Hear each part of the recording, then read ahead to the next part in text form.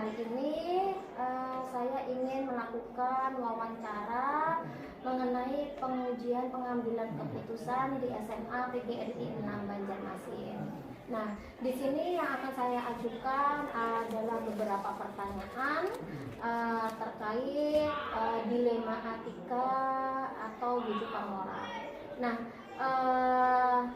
pertanyaan yang pertama, Bapak, selama ini bagaimana Bapak dapat mengidentifikasi kasus-kasus yang merupakan dilema etika atau rujukan moral?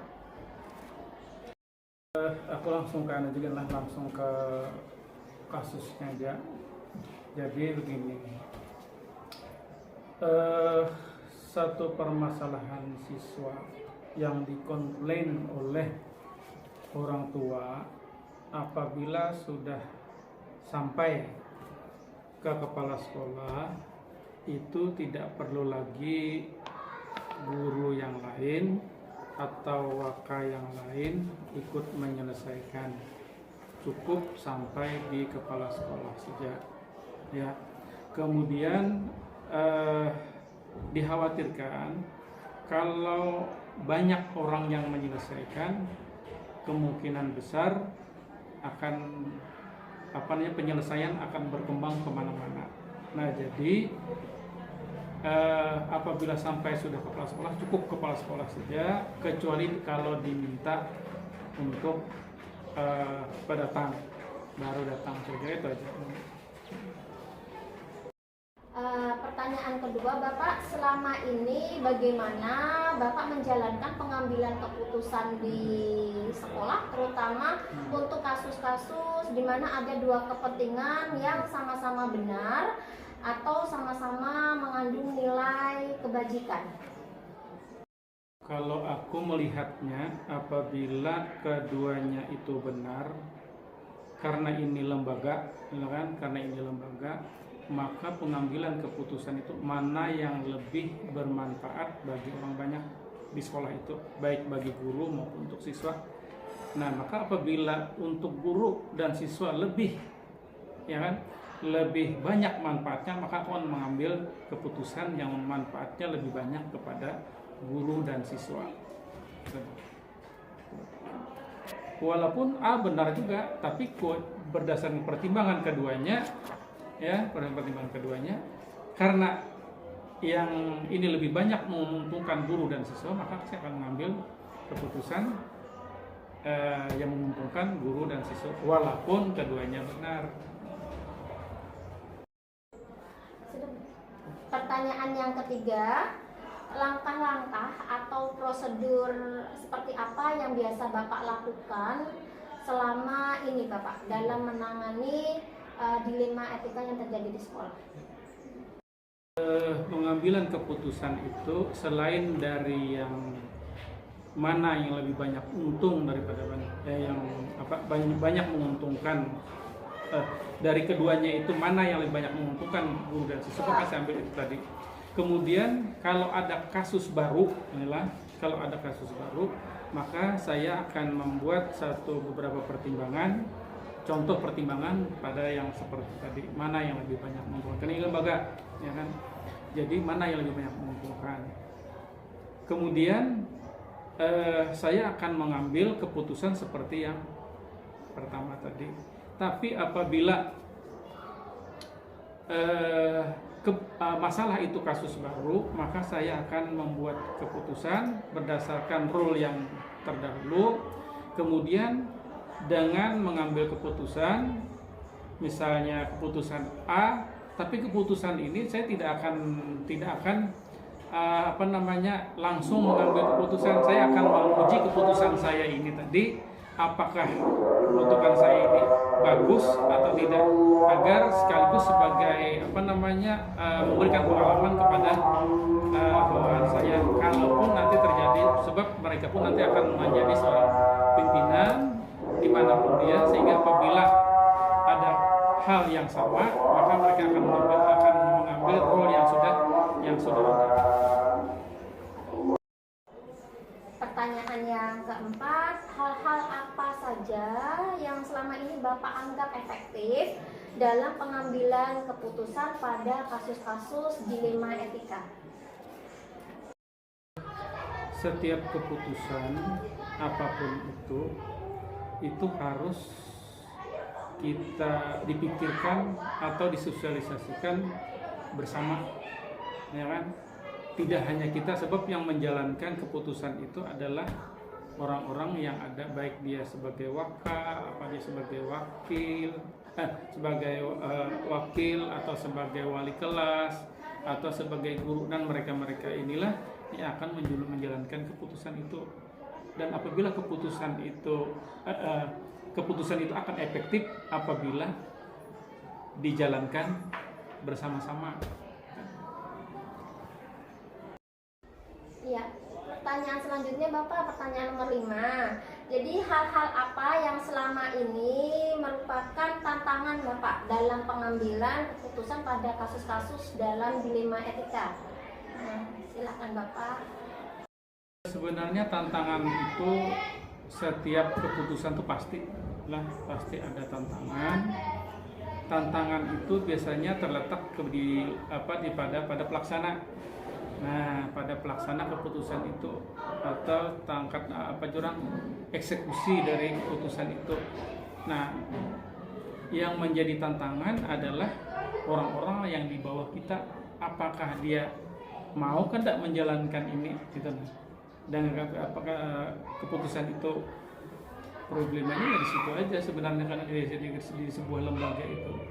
Nah, walaupun misalnya efektif apabila keputusan itu bersama-sama kita jalankan, dan akan menjadi tidak efektif apabila sebagian atau semuanya tidak menjalankan keputusan yang sudah diambil, itu kan menjadi tidak efektif lagi.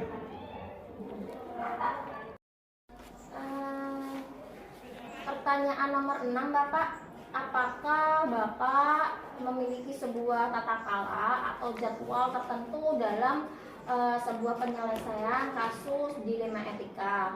Jadi apakah Bapak langsung menyelesaikan di tempat atau memiliki sebuah jadwal untuk menyelesaikannya? Bentuk atau prosedur seperti apa yang akan Bapak jalankan? Dalam setiap problem atau masalah di satu lembaga, kita akan mengambil keputusan tergantung problemnya. Apabila problemnya itu sudah ada di masa lalu, artinya bahasa kita kalau dalam bahasa tuangannya sudah ada di kepala kita, sudah penyelesaiannya.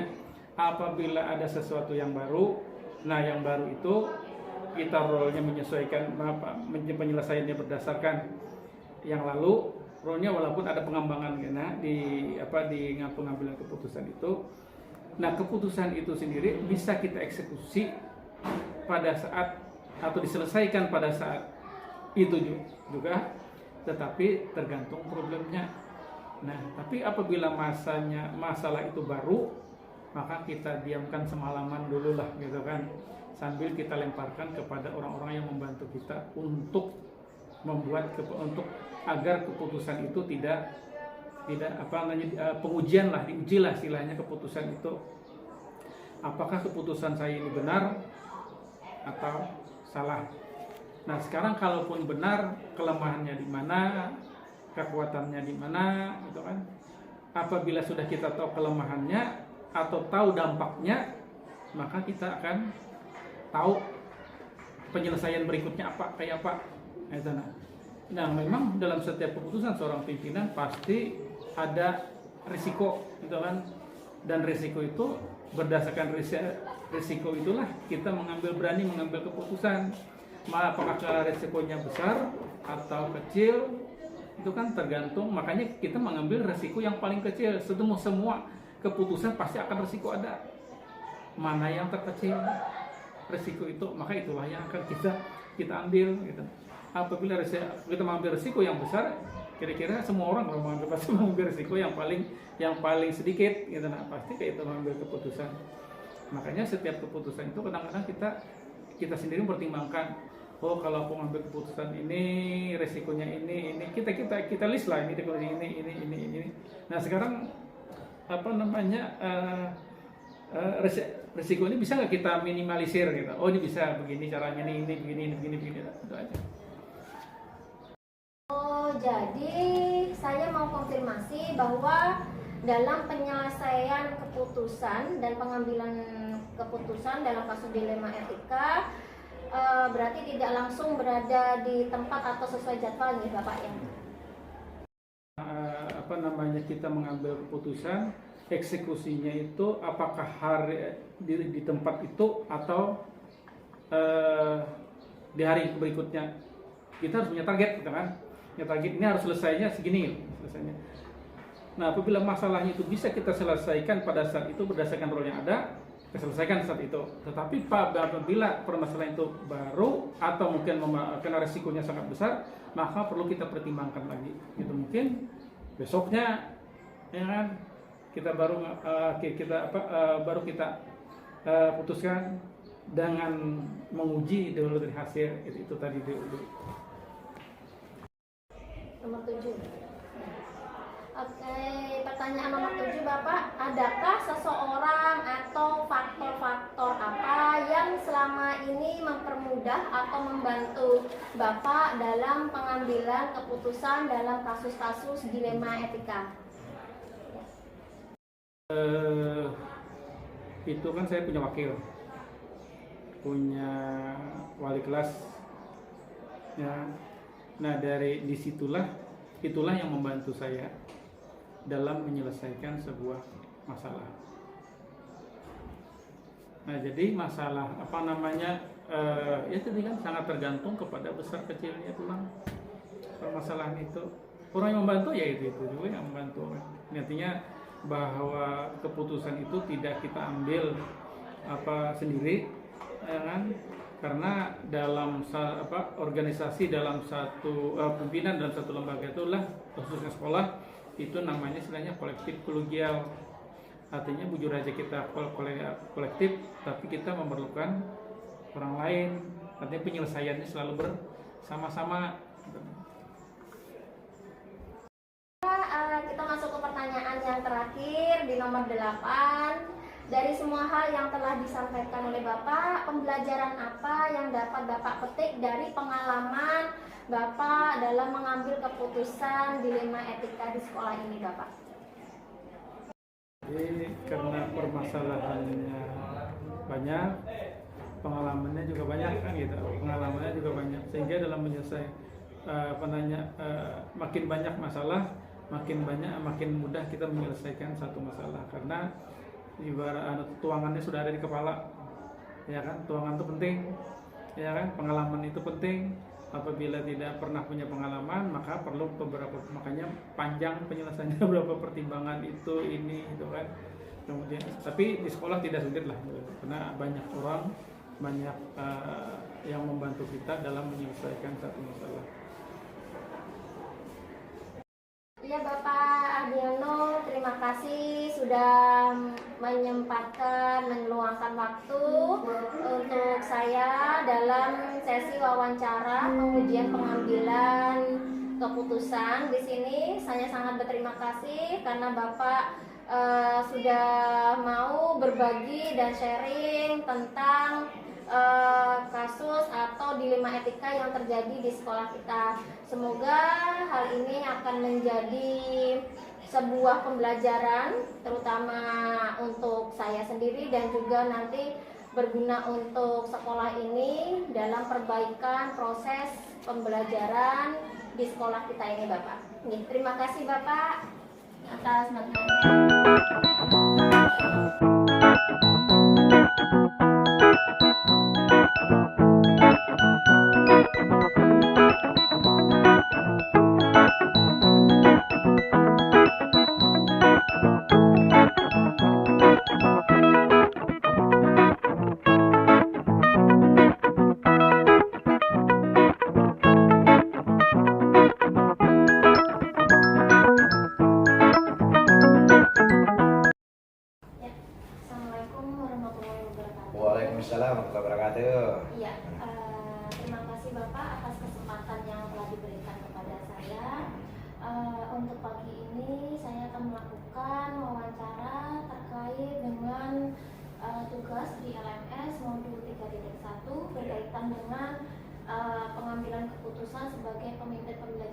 Ya.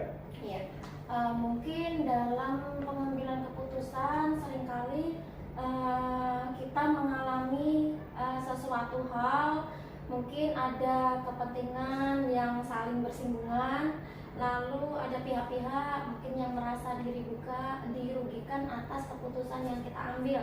Akan tetapi perlu kita ingat bahwa pengambilan keputusan itu pun merupakan suatu keterampilan. Jadi mungkin semakin kita mengalami suatu hal tersebut, itu akan membuat kita terlatih, kita menjadi fokus pada dan tepat sasaran atas keputusan yang kita ambil, Bapak.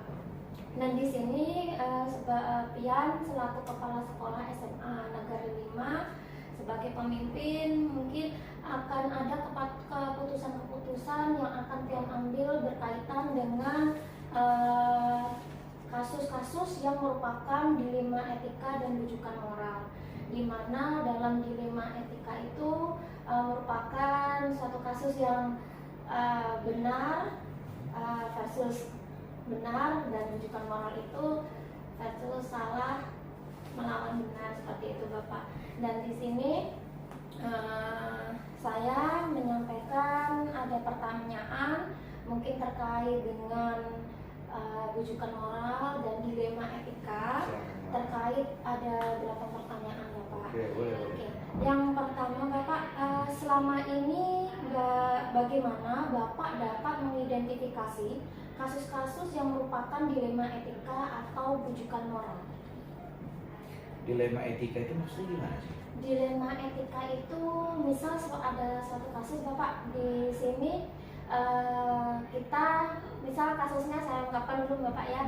Ada seorang guru di situ, dia memimpin suatu karya wisata, lalu di situ kegiatan tersebut merupakan wajib dilakukan, dan ternyata ketika ada situasi tersebut ada diminta orang tua wali murid untuk membayar, mungkin ada biaya ekstra di situ untuk fasilitas dan yang lainnya.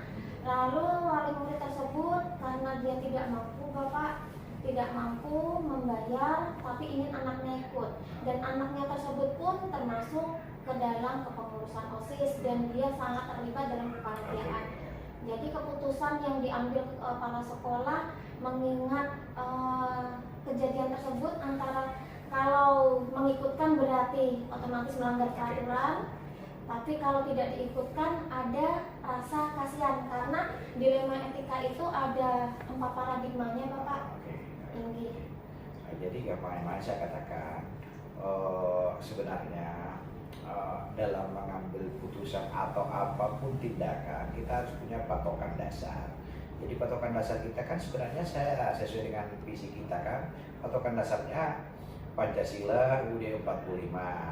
Kalau kita usulkan lagi keagamaan, jadi arah baik benarnya kita itu tindakan itu arahnya adalah Pancasila UUD 45. Kalau disebutkan lagi di sekolah, maka baik tidaknya sikap kita itu arahnya kalau siswa tata tertib, kalau guru kan kode etik. Nah, kalau ada keputusan yang seperti tadi si Ibu Indira menyampaikan, misalnya dengan kasus seperti itu, ada anak yang harus misalnya karya wisata atau studi banding, kemudian karena diwajibkan untuk mereka bayar, salah satu siswa tidak membayar, nah itu kita sudah ada semacam, kita kan pendanaan kan ada beberapa kan dari BOS, BOSDA, dan dari komite. Yang paling gampang ya tentu kita akan ada memang di pos untuk di komite, dan saya yakin kalau peristiwa seperti itu kita bisa tangani di komite untuk bantu. Ya, terima kasih, Bapak. Selanjutnya pertanyaan kedua, selama ini bagaimana Bapak menjalankan pengambilan keputusan di sekolah, terutama untuk kasus-kasus di mana ada dua kepentingan yang sama-sama benar. Betul. Atau sama-sama mengandung nilai-nilai kebajikan? Oke. Jadi memang kayak saya, kalau memang ada keputusan memang sangat urgen dan itu agak-agak peka dampaknya, sebelum saya mengambil, saya di sini kan pasti ada beberapa guru yang saya lihat cukup bijak. Itu biasanya sebelum saya ambil keputusan, saya ajak berdialog beberapa guru dulu, mengambil semacam masukan dasar lah. Masukan dasar, kemudian bicarakan beberapa hal mana plus minusnya, dan kita timbang dan kita mengambil yang paling kecil risikonya. Berdasarkan itulah kita buat putusan. Iya, iya Bapak. Lalu pertanyaan ketiga, langkah-langkah atau prosedur seperti apa yang biasa Bapak lakukan selama ini? Ya. Jadi saya katakan tadi langkah membuat putusan. Pertama biasanya kalau kalau itu putusannya agak krusial ya, yang penting apalagi dalam tanda petik itu riskan untuk menimbulkan perdebatan. Beberapa orang itu biasanya saya ajak dulu untuk diskusi ringan ya, terkait dengan kebijakan yang akan saya ambil.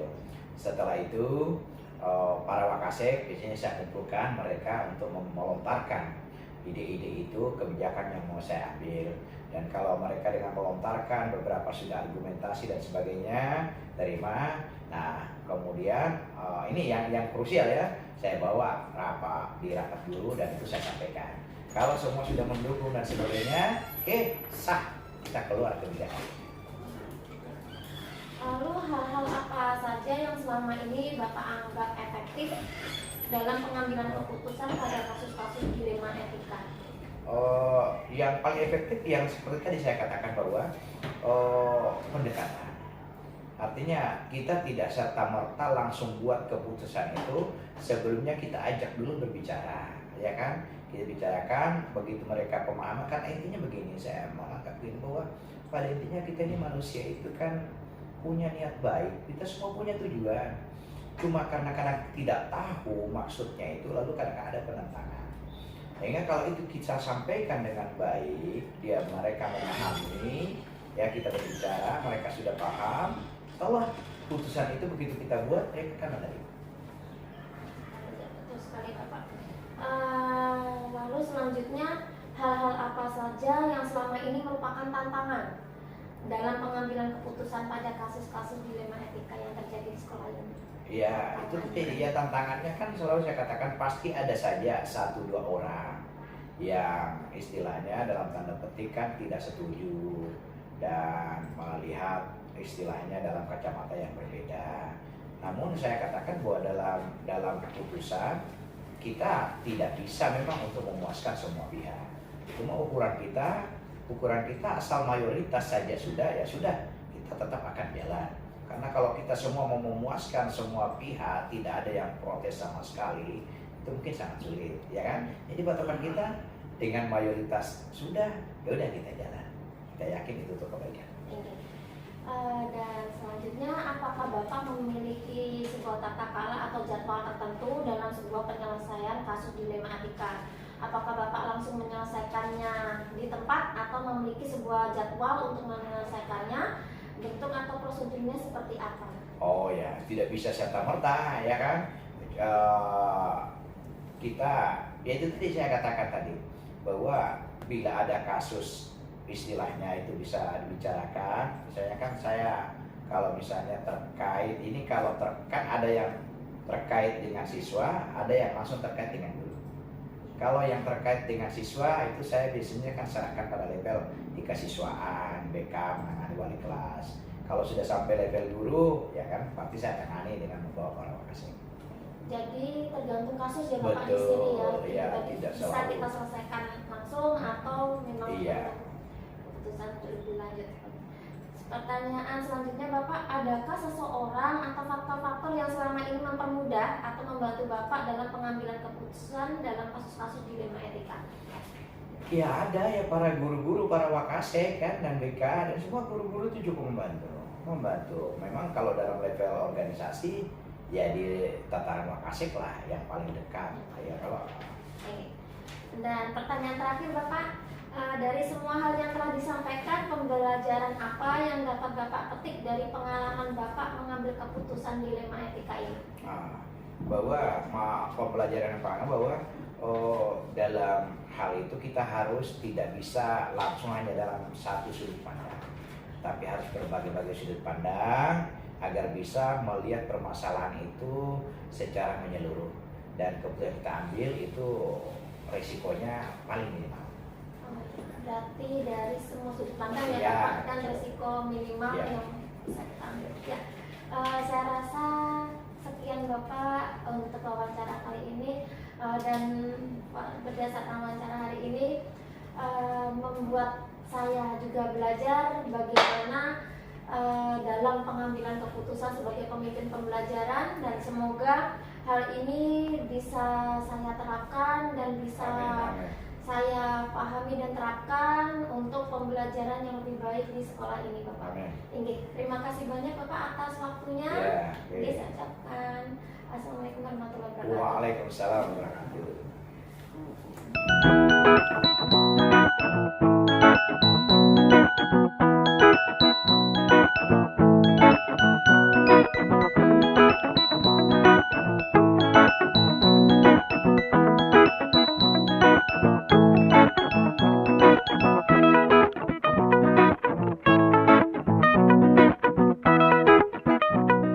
Assalamualaikum warahmatullahi wabarakatuh, Bapak Rusdi. Ya, di sini saya Indira Sari selaku CGP Angkatan 5, guru penggerak, calon guru penggerak, akan mengadakan wawancara dengan Tian selaku Kepala Sekolah SMA PGRI 1 Banjarmasin. Terima kasih atas kesempatannya Bapak yang diberikan kepada saya, sehingga saya bisa menyelesaikan untuk kelengkapan tugas di modul 3.1 calon guru penggerak. Ya. Di sini akan saya sampaikan Bapak, dalam wawancara kali ini saya akan menyampaikan beberapa pertanyaan terkait dengan pengambilan keputusan sebagai pemimpin pembelajaran. Nah, di sini dalam pengambilan keputusan seringkali ada berbagai kepentingan yang saling bersinggungan, dan ada pihak-pihak yang mungkin merasa dirugikan atau tidak puas dengan keputusan yang diambil oleh seorang pemimpin. Dan mengingat di sini Bapak adalah kepala sekolah, jadi mungkin ada pengambilan keputusan di situ yang merasa mungkin kebijakan yang telah Bapak ambil dan Bapak keputuskan itu memang sudah benar atau tepat. Jadi di sini saya ingin menyampaikan pertanyaan saya terkait dengan kasus-kasus tersebut.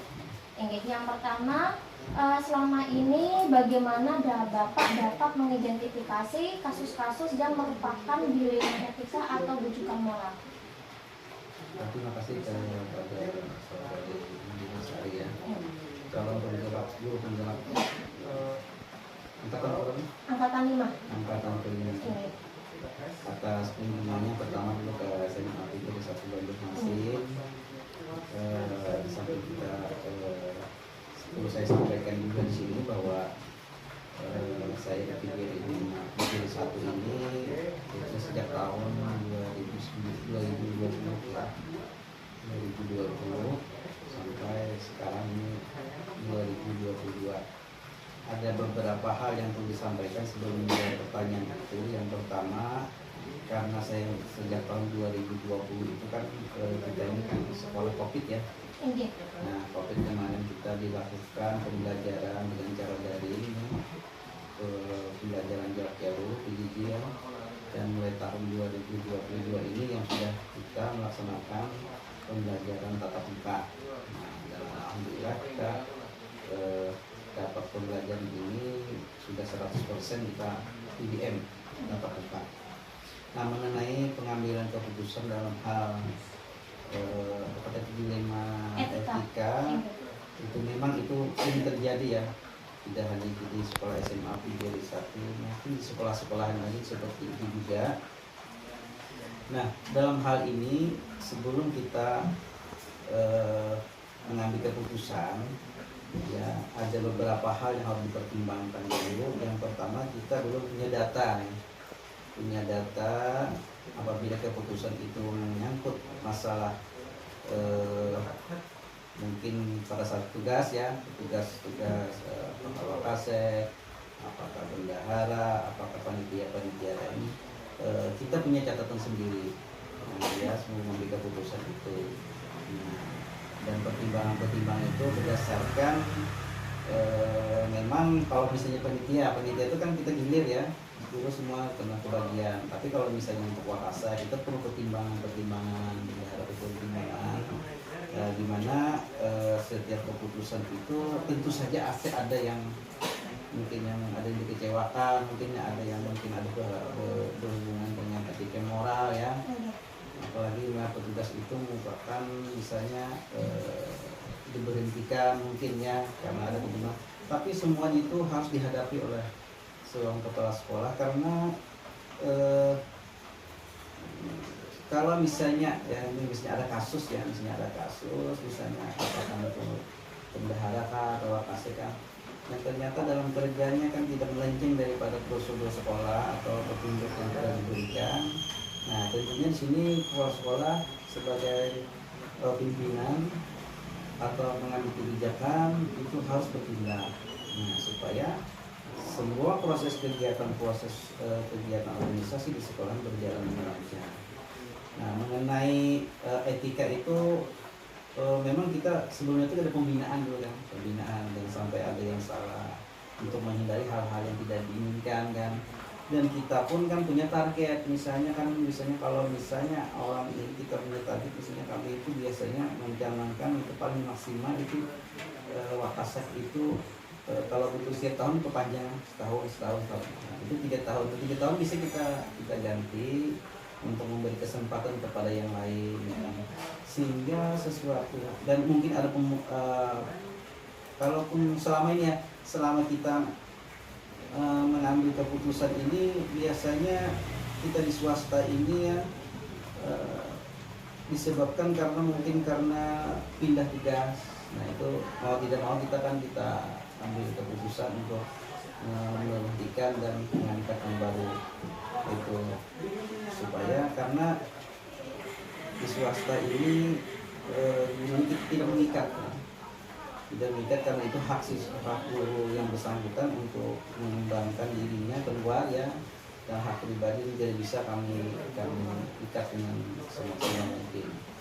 Kalau memang terjadikan demikian, kalau menjadi ada ketika yang perlu dihadapi, keputusan yang diberikan tuh dengan ada data-data mungkin pertimbangan yang harus diputuskan.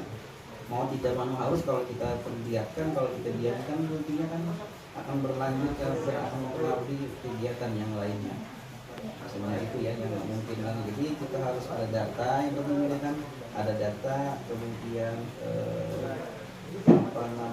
dan harus diambil keputusan kalau memang ada yang hal-hal yang seperti yang misalnya ya ada misalnya penyelewengan keuangan mungkinnya, penyalahgunaan. Tapi kan sebelumnya itu kita bina juga kan, karena seperti keuangan kan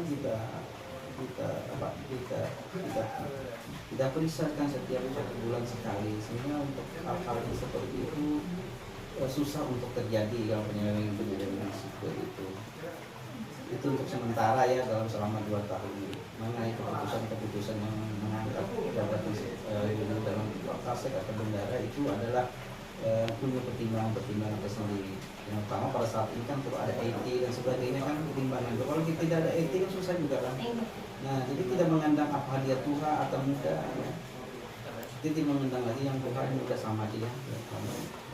Itu untuk sementara ya, jawaban saya. Terima kasih Bapak. Lalu pertanyaan selanjutnya, selama ini bagaimana Bapak menjalankan pengambilan keputusan di sekolah Bapak, terutama untuk kasus-kasus di mana ada kepentingan yang sama-sama benar atau sama-sama mengandung nilai-nilai kebajikan Bapak? Selama kita mengambil keputusan itu selama untuk kepentingan organisasi ya, dan itu harus diputuskan, mau tidak mau kalau harus memutuskan. Nah, tapi tadi dengan pertimbangan kita menghindari hal karena organisasi kan orang banyak ya, bukan kita sebagai pribadi ya, kita sebagai pemimpin bukan hanya untuk sebagai akulah ini pemimpinnya, tapi kan untuk memimpin, membina, membimbing kepada karyawan atau pegawai yang lainnya. Jadi keputusan itu kalau memang harus diputuskan dengan seadil mungkin. Iya Bapak, terima kasih. Lalu pertanyaan selanjutnya Bapak, apakah ada langkah-langkah atau prosedur seperti apa yang Bapak lakukan selama ini dalam pengambilan keputusan tersebut? Ya, yang pertama biasanya kami kan setiap tahun itu kan mengadakan rapat pengelola ya, dan kepala sekolah punya ada cekatan tersendiri kan, pembinaan dan sebagainya, dan tentunya pembinaan yang oleh itu ada pertimbangan-pertimbangan yang mungkin memutuskan suatu ya, misalnya dalam pengangkatan bahasa ya kan. Tentunya kepala sekolah itu punya catatan sendiri ya, siapa yang tepat nah ya kan. Dan apa namanya, dan itu hak wewenang dari kepala sekolah kan ya, walaupun kita minta pertimbangan juga pada pengelola dan kepada yayasan juga kan, di swasta ini kan kalau ada pertimbangan juga kan sebelum kita ambil keputusan. Betul sekali Bapak, berarti ada langkah-langkah prosedur tahapan ya Bapak yang memang kita harus lewati dalam pengambilan keputusan tersebut. Ini. Lalu selanjutnya Bapak, hal-hal apa saja yang selama ini Bapak anggap efektif dalam pengambilan keputusan pada kasus dilema etika? Hal yang paling efektif? Kalau saya pribadi ya, Kalau ada kasus memang yang paling efektif apa yang Bapak lakukan? yang paling efektif adalah yang pertama adalah pembinaan. Kalau sudah dibina tidak bisa lagi kan diadakan, kita harus memutuskan. Sementara. Iya betul sekali Bapak. Lalu hal-hal apa saja Bapak yang selama ini merupakan tantangan Bapak dalam pengambilan keputusan dalam kasus dilema etika itu? Tantangannya bagaimana? Tantangan yang pertama adalah kita menghendaki seseorang ya, bagus orang, tetapi tidak dapat mengikuti perkembangan zaman IT-nya, mungkin ini menghambat yang kita ambil sebuah keputusan itu sementara ya. Kemudian juga apa namanya itu, tapi kita melihat juga kan keadaan sekolah kita juga, sekolah kita yang penting kita lihat dulu. Sehingga tantangan dalam sekolah kita kan, kalau sekolah tadi kan tantangan siswa yang sedikit kita sehingga mengambil keputusan itu banyak yang kita yang menganggap pertimbangan masalah keuangan, masalah penggajian dan sebagainya, karena kita keuangan tidak yang terima kasih Bapak. Lalu selanjutnya Bapak, apakah Bapak memiliki sebuah tata kalang atau jadwal tertentu dalam sebuah penyelesaian kasus dilema etika? Apakah Bapak langsung menyelesaikannya di tempat atau memiliki sebuah jadwal untuk menyelesaikannya dalam bentuk seperti apa? Kalau di jadwal itu etika itu tidak bisa dijadwalkan kan, tapi kalau ada kasus tentunya kita jadwalkan kan. Ada kasus ini harus selesaikan segera mungkin dalam 1 bulan harus selesai kan. Karena tidak punya, pertama pembinaan dulu kan, dan mau selesai selama 1 bulan kita punya target ya. Tapi semuanya itu bila setiap kasus apapun kita ada punya tata sendiri ya. Kita ada agendanya dan sebagainya. Kita punya agenda. Yang mana pada saat kita membina, yang mana saat kita untuk memeriksa. Selanjutnya Bapak, adakah seseorang atau faktor-faktor yang selama ini mempermudah bagi Bapak untuk membantu dalam pengambilan keputusan dalam kasus-kasus dilema etika tersebut? Membantu ya. Seseorang atau faktor yang membantu? Faktor yang pertama itulah ya, kita kan selain pada kita keadaan sama teman, mungkin ada yang seperti ini, pas bagaimana kan teman-teman terdekat mungkin ya, atau anak kepala sekolah mungkin kan itu mengutamakan, karena kita semuanya itu kan punya pertimbangan, jangan sampai kita keputusan ini terbawa emosi pribadi. Nah itu masalah. Jadi kita berkonsultasi gimana ini kalau kasus seperti ini sama teman-teman saya. Sharing ya Bapak ya. Mungkin kita punya pengetahuan yang mungkin dicari mungkin lewat media sosial dan sebagainya. Ya, betul sekali Bapak, setuju. Oke, yang terakhir Bapak, dari semua hal yang telah Bapak sampaikan ini tadi, pembelajaran apa yang dapat Bapak petik dari pengalaman Bapak dalam mengambil keputusan dilema etika di sekolah ini Bapak? Pengalamannya? Iya, pembelajaran yang Bapak ambil.